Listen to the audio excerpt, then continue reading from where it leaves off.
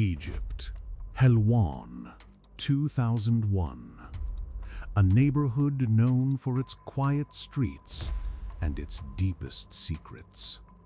At high noon, a chilling scream erupted from a respectable home.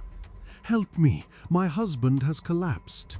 But behind this cry for help lay 13 years of hidden rage. This is the story of the Iron Woman, and this is Arab Crime Files.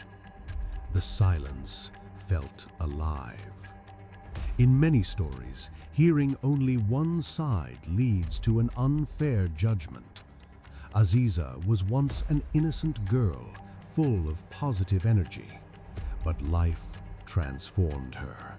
It changed her into a woman of steel.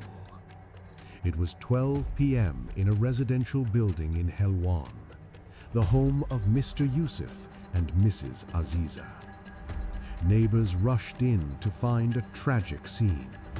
Yusuf was on the bed, motionless. He was 63 years old, battling chronic illness and disability. To the world, it looked like a natural end to a long struggle. Aziza played the part of the grieving widow perfectly. She provided every medical file, every prescription, every report. The burial permit was issued. Before sunset, Yusuf was laid to rest in Nasser City. The case was closed, or so it seemed, for 20 days, until a knock at the door changed everything. The police were not there to comfort her. They were there to arrest her. The light revealed the darkness. To understand the act, we must go back to 1985. Aziza was a vibrant tax officer in Giza. Yusuf was her superior, 20 years her senior. She sought a mature protector. He sought a beautiful companion. They married, sharing a common void. They had no children. But over 13 years, the dream became a prison. Yusuf was not a protector.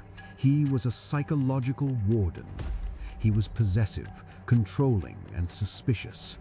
Even when his health failed, even when he lost his leg to disease, Aziza carried him on her shoulders. She was her nurse, his nourisher, and his pillar. In return, he gave her chains. He resented her devotion to her own elderly father. "I am the priority," he would insist. The tension was a ticking bomb, waiting for a reason to explode. The victim became the aggressor. The arrest was not a mistake. It was triggered by a phone call from a suspicious relative.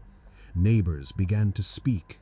An engineering student heard a violent struggle that morning. "Save me," Yusuf had cried.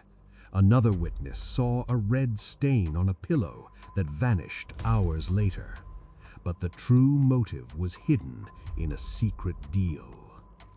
5 months prior, Yusuf had secretly sold their apartment. He sold their only home to fund his own expenses. He left Aziza with nothing after a decade of sacrifice. When the police confronted her, the mask fell. It was a wrestling match, she confessed. On the day of the niece's birthday, Yusuf blocked her path. He insulted her, threatened her with divorce while leaning on his furniture. 13 years of rage detonated in a single moment. She fought him like a gladiator. When he tried to scream, she landed a knockout blow to his face. Seeing he was still breathing, she finished the act. She restricted his breath until the silence returned. The forensic report on his remains confirmed the violence. Justice was swift. The court issued the death penalty. 13 years with a man who would never change turned a peaceful soul into a woman of iron. Peace.